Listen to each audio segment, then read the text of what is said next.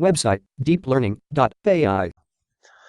If the basic technical ideas behind deep learning, behind neural networks, have been around for decades, why are they only just now taking off? In this video, let's go over some of the main drivers behind the rise of deep learning, because I think this will help you better spot the best opportunities within your own organization to apply these to. New slide. Scale drives deep learning progress. A right angle graph is displayed. The X-plane is labeled amount of data. The Y-plane is labeled performance. Over the last few years, a lot of people have asked me, Andrew, why is deep learning suddenly working so well? And when I'm asked that question, this is usually the picture I draw for them. Let's say we plot a figure where on the horizontal axis, we plot the amount of data we have for a task. And let's say on the vertical axis, we plot the performance of our learning algorithm, such as the accuracy of our spam classifier or our ad click predictor, or the accuracy of our neural net for figuring out the position of other cars for our self-driving car.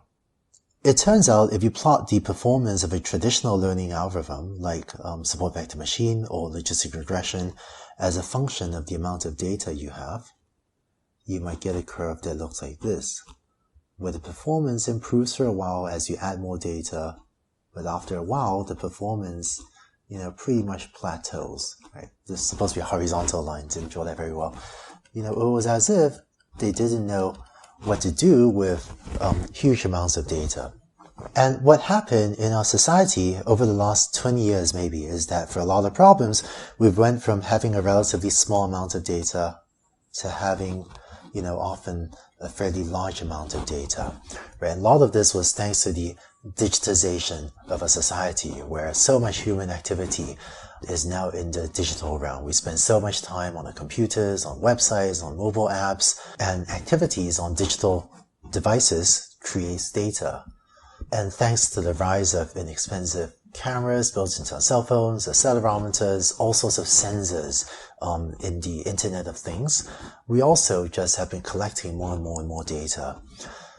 So over the last 20 years, for a lot of applications, we just accumulated a lot more data, more than traditional learning algorithms were able to effectively take advantage of.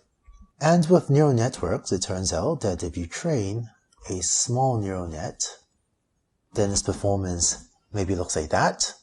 If you train a somewhat larger neural net, let's call this a medium-sized neural net, its performance often even a little bit better. And if you train a very large neural net, then its performance often just keeps getting better and better. So a couple observations. One is, if you want to hit this very high level of performance, then you need two things. First, often you need to be able to train a big enough neural network in order to take advantage of a huge amount of data. And second, you need to be out here on the x-axis. You do need a lot of data.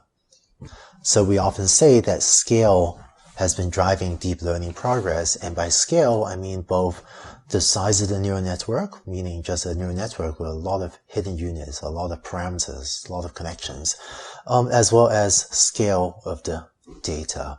In fact, today, one of the most reliable ways to get better performance in a neural network is often to either train a bigger network or throw more data at it. And that only works up to a point, because eventually you run out of data, or eventually the neural network is so big that it takes too long to train. But just improving scale has actually taken us a long way in the world of deep learning. In order to make this diagram a bit more technically precise, let me just add a few more things. I wrote amount of data on the x-axis.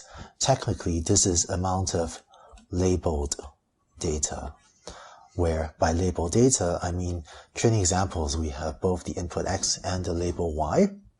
Oh, and to introduce a little bit of notation that we'll use later, in this course, we're going to use lowercase alphabet m to denote the size of our training set. So the number of training examples is lowercase m, so that's the horizontal axis.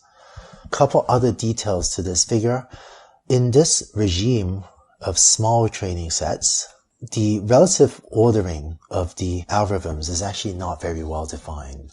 So if you don't have a lot of training data, it's often up to your skill at hand engineering features that determines performance. So it's quite possible that if someone training an SVM is more motivated to hand engineer features than someone training even a large neural net, maybe in this small training set regime, the SVM could do better. So, in this region to the left of the figure, the relative ordering between the algorithms is not that well defined. And performance depends much more on your skill at handling features and other little details of the algorithms.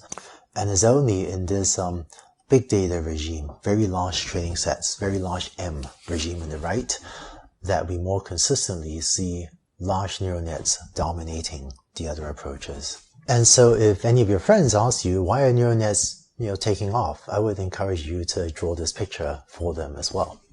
So I would say that in the early days, in the modern rise of deep learning, it was scale of data and scale of computation.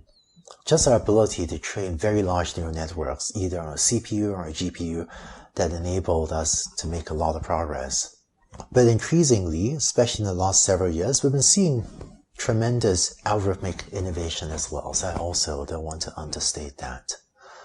Interestingly, many of the algorithmic innovations have been about trying to make neural networks run much faster.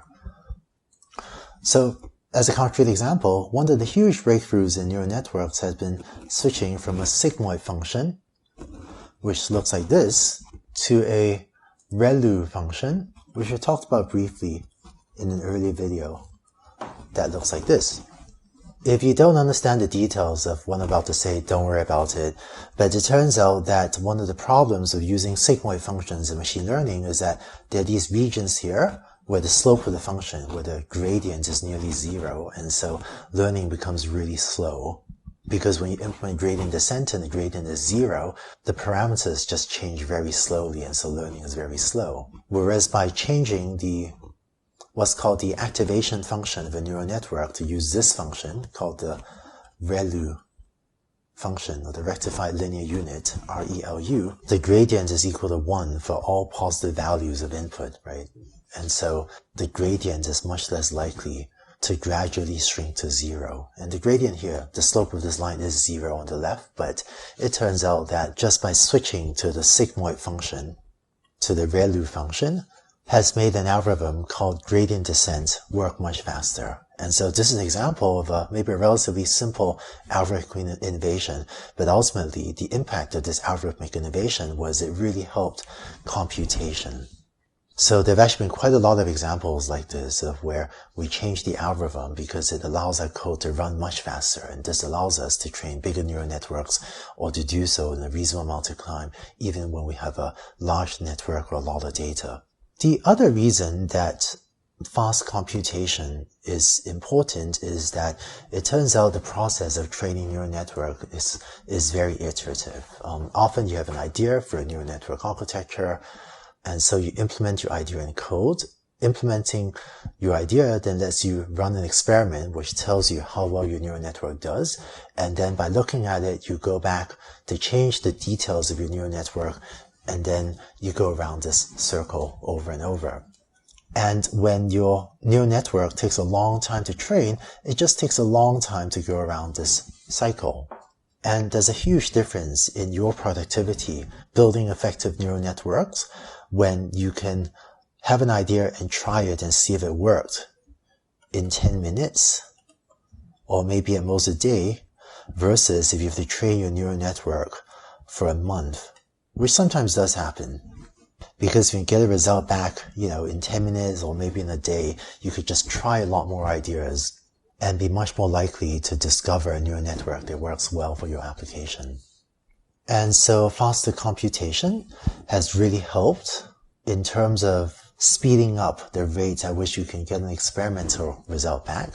And this has really helped both practitioners of neural networks as well as researchers working in deep learning iterate much faster and improve your ideas much faster. And so all this has also been a huge boon to the entire deep learning research community, which has been incredible at just, inventing new algorithms and making nonstop progress on that front. So these are some of the forces powering the rise of deep learning. But the good news is that these forces are still working powerfully to make deep learning even better. Take data. Society is still throwing off more and more digital data. Or take computation, with the rise of specialized hardware like GPUs and faster networking, many types of hardware. I'm actually quite confident that our ability to build very large neural networks from a sheer computation point of view will keep on getting better. And take algorithms, well, the whole deep learning research community is still continues to be phenomenal at innovating on the algorithms front. So because of this, I think that we can be optimistic. I'm certainly optimistic that deep learning will keep on getting better for many years to come. So with that, let's go on to the last video of this section where we'll talk a little bit more about what you learned from this course.